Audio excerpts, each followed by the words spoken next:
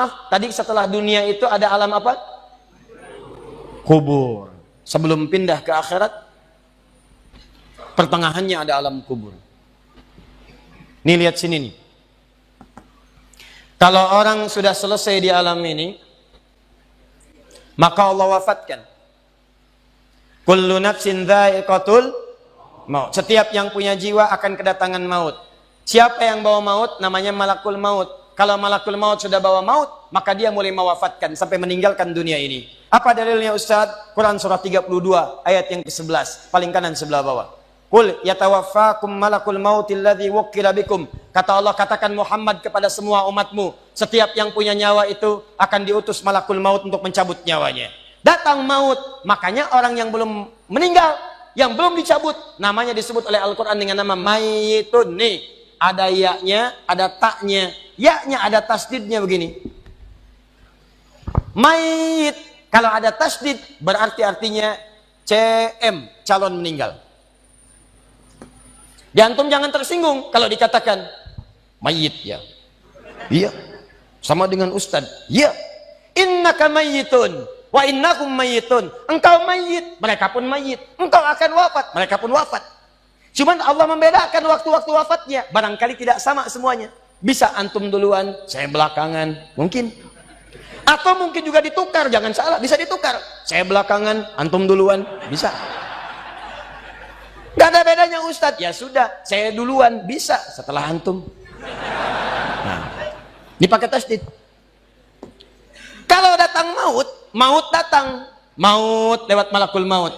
Maut ini mengambil nafas, diambil tasdidnya nih, ambil ke atas. Begitu diambil, qul yatawaffakum malakul mautil ladzi wukkila bikum. Kullu nafsin dha'iqatul. Ya ayyatuhan nafsul mutmainnah, sesuatu yang tenang. Dalam bahasa Arab disebut dengan sukun. Sukun itu tenang, alamatnya sukun bulat.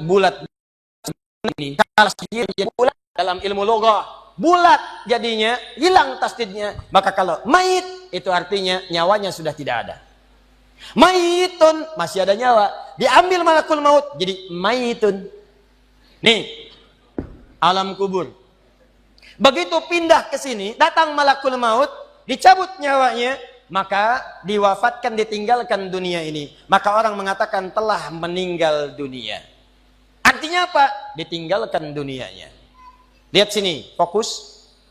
Karena alam kubur beda sifatnya dengan dunia, lain tempatnya, lain keadaannya, maka lain pula bekalnya.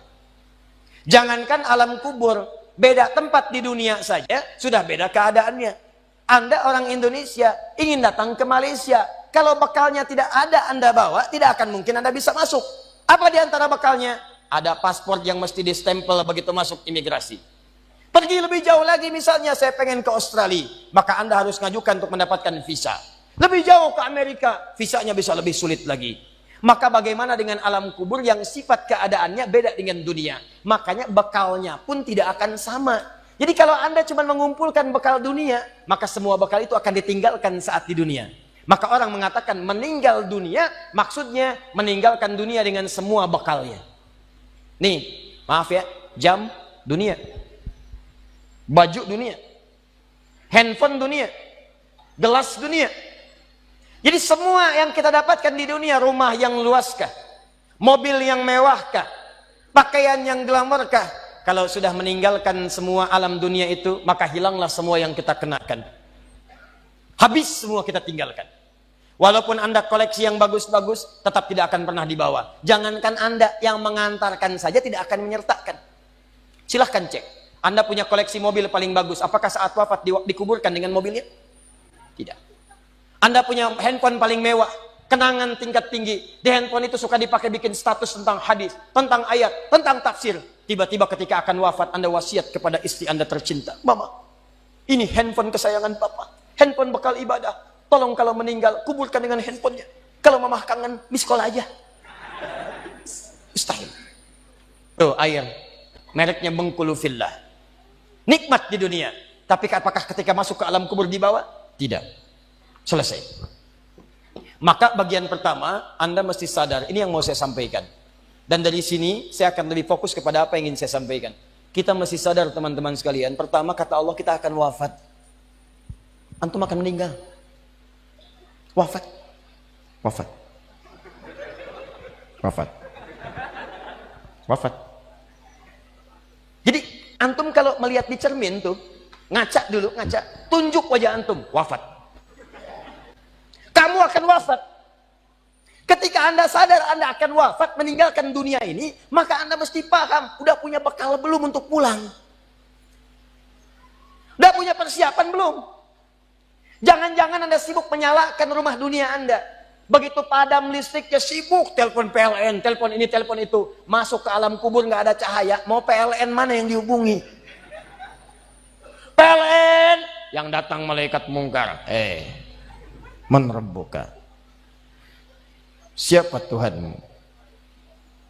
Siapa nabimu? Apa kitabmu? PLN.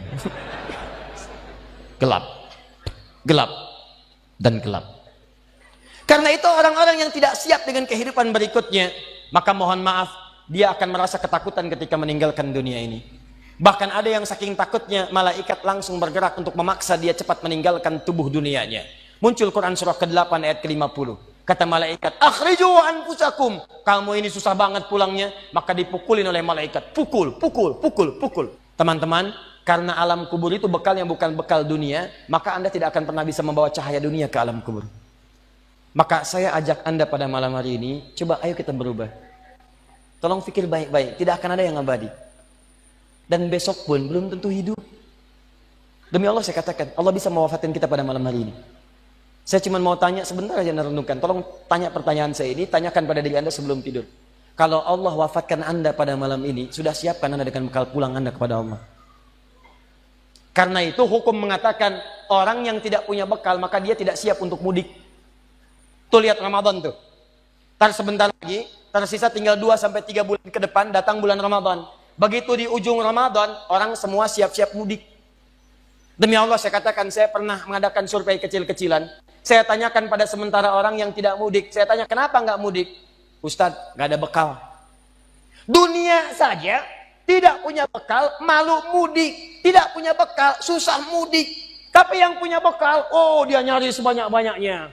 Begitu sebelum berangkat, tiba waktunya raya, dia siapkan. Bahkan ada yang kemudian mencari motor terbaik. Motornya Honda bebek, bekalnya singa. Motornya bebek, bekalnya singa. Karena bekalnya lebih banyak dibandingkan dengan sifat kendaraannya. Kendaraan kecil, motornya modifikasi. Tambah lagi pelepah pisang. Tambah lagi dus 1. Tambah belakang yang lain lagi. Numpuk semua di belakangnya. Dituliskan kemudian tulisan, aku pulang sayang, jemput ya. Masya Allah. Luar biasa. Kenapa? Karena tahu dia punya bekal untuk pulang. Dan yang dikunjungi pun dihubungi terlebih dahulu. Aku mau pulang. Maka yang di sana menyiapkan segala perlengkapan untuk menyambut yang pulang. Silahkan cek. Begitu tahu akan ada yang pulang mudik, maka rumah dicek. Makanan diada-adakan. Semua dimunculkan. Bahkan yang tidak ada pun menjadi ada. Coba setahun sekali. Luarnya kongwan, dalamnya rangginang. Idul Fitri. Anda pun begitu. Jadi kalau dunia saja punya sifat mudik, maka akhirat pun demikian. Orang-orang yang punya petaknya cuma dunia saja, maka selesai hidupnya di sini. Kata Allah, nih saya berikan gambaran. Yang visinya cuma sampai sini, maka saya berikan semua kenikmatan dunianya seperti yang dia inginkan. Tapi begitu selesai ini, ditenggelamkan di alam kubur sampai kedalaman yang paling dalam. Turun ancaman. Allah tidak menginginkan semua manusia larut di sini. Tapi kata Allah, saya tidak maksa. Nih saya berikan gambaran kepada Anda. Kata Allah, turun surah Al-Humazah. Wailul likulli humazatin alladzi jama'a malahu wa yahsabu anna malahu akhlada. Kata Allah, hei yang terlampau sibuk dengan dunia. Suaminya sibuk cari harta, hitung lagi, hitung lagi, hitung lagi. Istrinya sibuk kumpul-kumpul dengan sesamanya, cuma membicarakan harta suami. Sosialita yang senang dengan kumpul-kumpul saja. Tidak ada manfaatnya. Cuman ngobrol, cuman gibah, cuma macam-macam. Makanya ketika menyebutkan kalimat saling cela, saling ngobrol, menggunakan tak marbutah. Tak marbutah menunjuk pada perempuan. Wailul likulli humazatil lumazah, pakai tak. Sedangkan tak sifat menunjuk pada perempuan. Muslim laki-laki, kalau ingin jadikan perempuan tambah tak di ujungnya. Muslimah. Mukmin laki-laki, perempuan mukminah. soim laki-laki, perempuan. Wah, itu dia. Sesuatu yang kokoh, kuat, berwibawa, mantap, punya tenaga. Makanya tanda-tanda laki-laki pun beda. Punya kumis, laki-laki berkumis, perempuan tidak. Punya wibawa, punya kata-kata yang kuat. Makanya kalau ada laki-laki suaranya sedikit gemulai saja, itu akan kehilangan sifat wibawanya.